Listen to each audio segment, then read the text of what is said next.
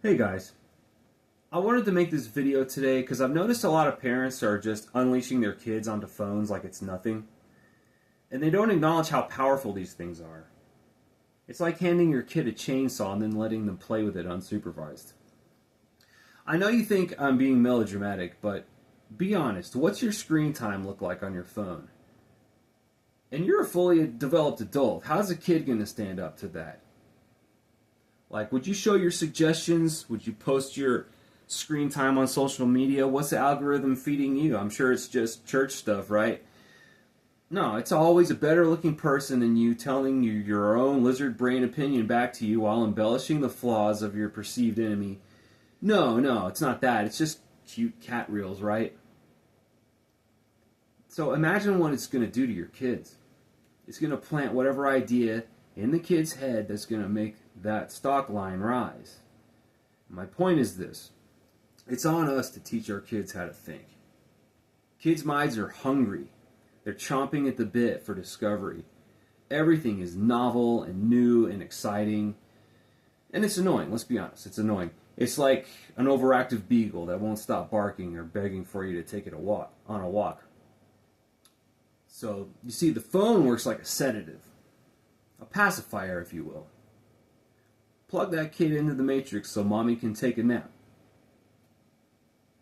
And it didn't used to be like this. The earliest chat rooms, they were truly anonymous, and having the internet was a first world luxury. But today, everyone has a device. That crackhead has a phone. That repeat offender has a phone. Those are the waters your kids are swimming in. Don't give these people access to your kids. Don't believe me? Go ask any Gen Z female in your life what kind of DMs they've been getting over the past few years. They'll tell you they've been threatened, harassed, or any other weird behavior like that. And this dawned on me when the gravity of it fell on me when I started hearing personal accounts of this type of thing from people in my hometown.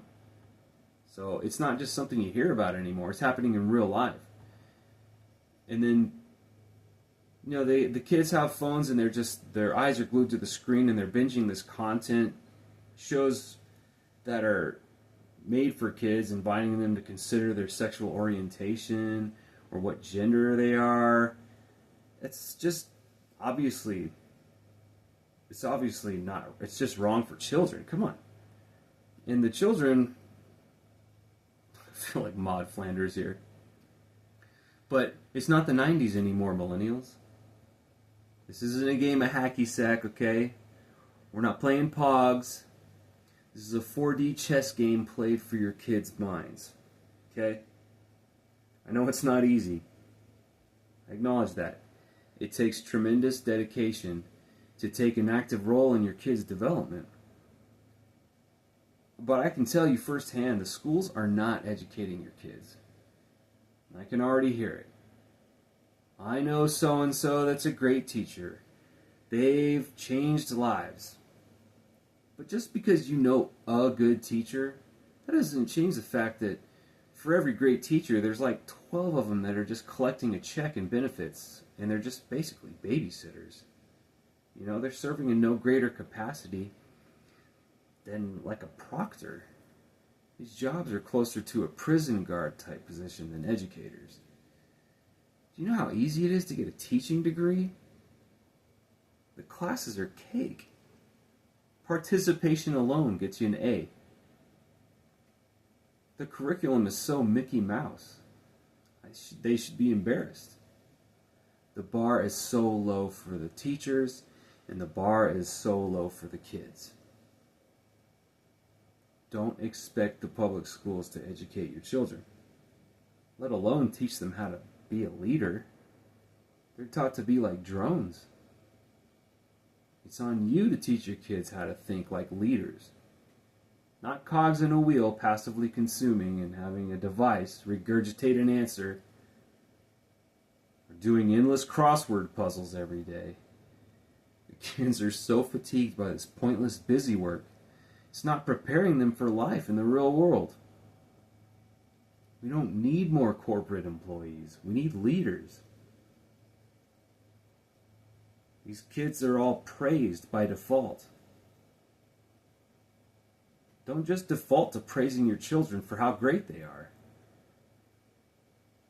Convince them they're great, and they'll just stop trying to be great because they think they're already great. I don't mean great in the sense of like value as a human being. I'm talking about real greatness, the type of greatness an athlete has to train for. I'm talking about the greatness a doctor had to demonstrate throughout medical school to prepare him to be a surgeon. I'm talking about great like looking out for your loved ones and being at the cause of things and not at the effects, like an NPC in a video game, just doing what they're programmed to do. And to be honest, I don't feel hopeful about this. But I think the homeschool parents out there, they know what I'm talking about. People who homeschool their kids, they do it for a reason. They've recognized the abject failure of these people, and they refuse to let these people, these groomers, these power-hungry administrators, these NPCs, they've refused to let them be in charge of their kids. And I don't blame them. I'll end here with a quote from George Orwell's 1984. Who controls the past controls the future. Who controls the present controls the past. I hope you're doing well. Remember that you are loved. And I'll talk to you later.